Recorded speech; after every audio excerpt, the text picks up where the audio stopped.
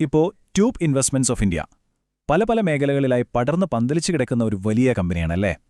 അപ്പോൾ ഇങ്ങനെ ഒരു ഭീമനെ നമ്മളെങ്ങനെ ശരിക്കും ഒന്ന് അനലൈസ് ചെയ്യുക, അതിന്റെ ബിസിനസ് എന്താണെന്നും സ്റ്റോക്ക് മാർക്കറ്റിൽ എന്തു പറയുന്നു എന്നും നമുക്കൊന്ന് ആഴത്തിൽ ഡീപ്പായിട്ട് തന്നെ നോക്കാം. അപ്പോൾ ഇതാണ് നമ്മുടെ ഇന്നത്തെ റോഡ് മാപ്പ്. ആദ്യം ഈ കമ്പനി ശരിക്കും എന്താണ് ചെയ്യുന്നതെന്ന് നോക്കാം. പിന്നെ അവരുടെ പെർഫോമൻസ് എങ്ങനെയുണ്ടായിരുന്നു, ഇപ്പോഴത്തെ വെല്ലുവിളികളും അവസരങ്ങളും എന്തൊക്കെയാണെന്ന് പരിശോധിക്കാം. അതിനുശേഷം ചാർട്ടുകൾക്ക് എന്തു പറയാനുണ്ടെന്ന് കേൾക്കാം. അവസാനം ഒരു ഇൻവെസ്റ്റർ എന്ന നിലയിൽ നമ്മൾ എന്തൊക്കെയാണ് മനസ്സിലാക്കേണ്ടതെന്നും നോക്കാം. അപ്പോൾ തുടങ്ങുകയല്ലേ?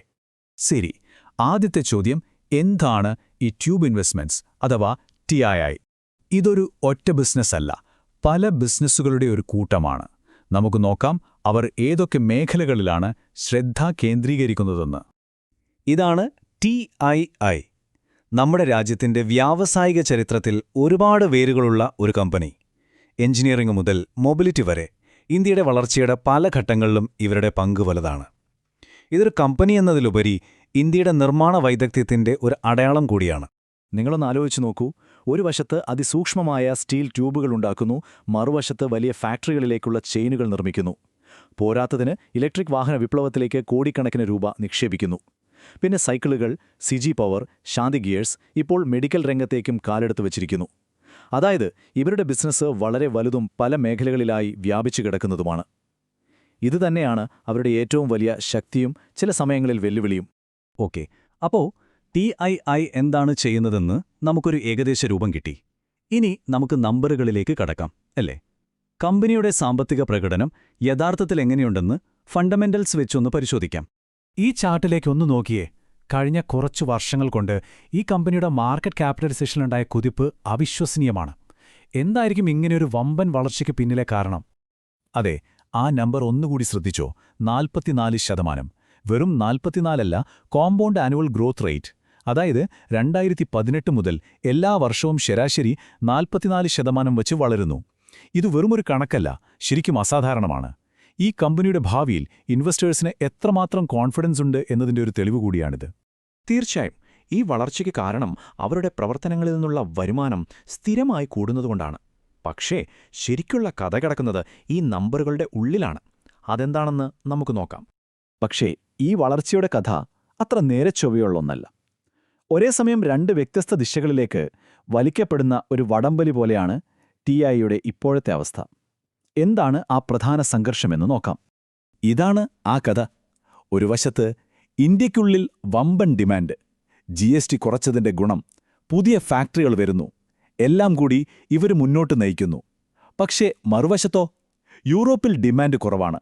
അമേരിക്കയിലേക്ക് കയറ്റുമതി ചെയ്യണമെങ്കിൽ വലിയൊരു തീരുവയും കൊടുക്കണം. അപ്പോ ആഭ്യന്തര വിപണി മുന്നോട്ട് വലിക്കുമ്പോൾ അന്താരാഷ്ട്ര വിപണി പിന്നോട്ട് വലിക്കുകയാണ്. ഇത് കമ്പനിയുടെ മാനേജ്മെന്റ് തന്നെ പറയുന്നതാണ്. ആഭ്യന്തര വിപണി തികച്ചും ബുള്ളിഷാണ്. ഈ വാക്കുകളിലെ ആത്മവിശ്വാസം ശ്രദ്ധിച്ചോ. ഇന്ത്യയിലെ ഡിമാൻഡിനെക്കുറിച്ച് അവർക്ക് നല്ല ഉറപ്പുണ്ട്. ഓക്കെ, അത് കമ്പനിയുടെ ഭാഗം. പക്ഷേ സ്റ്റോക്ക് മാർക്കറ്റിന് ഇതേ അഭിപ്രായമാണോ? നമുക്ക് ടെക്നിക്കൽ ചാർട്ടുകൾ എന്ത് പറയുന്നുവെന്ന് നോക്കാം. ശരി, നമ്മളിതുവരെ കമ്പനിയുടെ കാര്യങ്ങളാണ് സംസാരിച്ചത്. ഇനി മാർക്കറ്റ് എന്തു പറയുന്നു എന്ന് നോക്കാം, അല്ലേ? അതിനാണ് നമ്മൾ ഈ ചാർട്ടിലേക്ക് വരുന്നത്. ഇതൊരു ഡെയിലി ചാർട്ടാണ്. കഴിഞ്ഞ 2 വർഷത്തെ കഥ മുഴുവൻ ഇതിലുണ്ട്. നോക്കൂ, ലോങ് ടേമിൽ നല്ല ഗ്രോത്തൊക്കെയുണ്ട്, സമ്മതിച്ചു. പക്ഷേ ഇപ്പോഴത്തെ കാര്യം നോക്കിയാൽ സ്റ്റോക്ക് ഒരു ഡൗൺവേർഡ് ചാനലിൽ ഇങ്ങനെ താഴോട്ട് പോകുന്ന ഒരു ട്രെൻഡിലാണ്. ഇതിനർത്ഥം ഇൻവെസ്റ്റേഴ്സ് ഒരൽപ്പം ജാഗ്രതയിലാണ്. ഈ ഒരു ചാനൽ ബ്രേക്ക് ചെയ്ത് മുകളിലോട്ടൊരു മൂവ്മെന്റ് കിട്ടിയാൽ മാത്രമേ നമുക്ക് ആഹാ ട്രെൻഡ് മാറി എന്ന് പറയാൻ പറ്റൂ. അതുവരെ മാർക്കറ്റ് ഒരു കാത്തിരുന്ന് കാണാം എന്ന മട്ടിലാണ്. അപ്പോൾ നമ്മൾ ഫണ്ടമെന്റൽസും ടെക്നിക്കൽസും നോക്കി. ഇനി ഈ 2 കാഴ്ചപ്പാടുകളും ഒരുമിച്ച് ചേർത്തുവെച്ച് ഇതിൽ നിന്ന് നമുക്ക് എന്തൊക്കെയാണ് മനസ്സിലാക്കാനുള്ളത് നോക്കാം. ഒന്നാമത്തെ കാര്യം, കമ്പനിയുടെ നിലവിലുള്ള ബിസിനസ്, അതായത് അവരുടെ കോർ ബിസിനസ് വളരെ ശക്തവും ലാഭകരവുമാണ്. ഈ ബിസിനസ്സിൽ നിന്ന് കിട്ടുന്ന പണം കൊണ്ടാണ് അവർ ഇലക്ട്രിക് വാഹനങ്ങൾ പോലുള്ള പുതിയ സംരംഭങ്ങൾക്ക് ഫണ്ട് ചെയ്യുന്നത്. അതായത് പഴയ എഞ്ചിൻ ഇപ്പോഴും നന്നായി ഓടുന്നുണ്ട്. രണ്ടാമതായി, കയറ്റുമതിയാണ് ഇപ്പോഴത്തെ ഏറ്റവും വലിയ തലവേദന. അമേരിക്കയിലെ താരിഫ് പ്രശ്നങ്ങളും യൂറോപ്പിലെ ഡിമാൻഡ് കുറവും കമ്പനിയെ കാര്യമായി ബാധിക്കുന്നുണ്ട്. ഇതിലൊരു മാറ്റം വന്നാൽ മാത്രമേ കമ്പനിയുടെ മൊത്തത്തിലുള്ള പ്രകടനത്തിൽ വലിയൊരു കുതിച്ചുചാട്ടം പ്രതീക്ഷിക്കാനാവൂ. മൂന്നാമത്തെ പോയിന്റ്, ഇലക്ട്രിക് വാഹനങ്ങൾ. ഇത് അവരുടെ ഒരു ദീർഘകാല ബെറ്റാണ്. പക്ഷേ ഇപ്പോൾ അവരുടെ പ്രധാന ലക്ഷ്യം കൂടുതൽ വണ്ടികൾ വിൽക്കുക എന്നതിനേക്കാൾ ആ ബിസിനസ്സിനെ നഷ്ടമില്ലാത്ത അവസ്ഥയിലേക്ക്, അതായത് ബ്രേക്ക് ഈവനിലേക്ക് എത്തിക്കുക എന്നതാണ്. ഇനി അവസാനത്തെ കാര്യം, അവരുടെ സബ്സിഡിയറിയായ ശാന്തി ഗിയേഴ്സ്. അവിടെ മാർക്കറ്റിൽ ചെറിയൊരു മാന്ദ്യമുണ്ട്. അപ്പോൾ കമ്പനി എന്തു ചെയ്യുന്നു? കൂടുതൽ വിൽക്കാൻ ശ്രമിക്കുന്നതിന് പകരം ലാഭത്തിൽ, അതായത് മാർജിനിൽ ശ്രദ്ധ കേന്ദ്രീകരിക്കുന്നു. ഇതൊരു നല്ല തീരുമാനമാണ്. കമ്പനിക്ക് വ്യക്തമായൊരു സ്ട്രാറ്റജി ഉണ്ടെന്ന് ഇത് കാണിക്കുന്നു.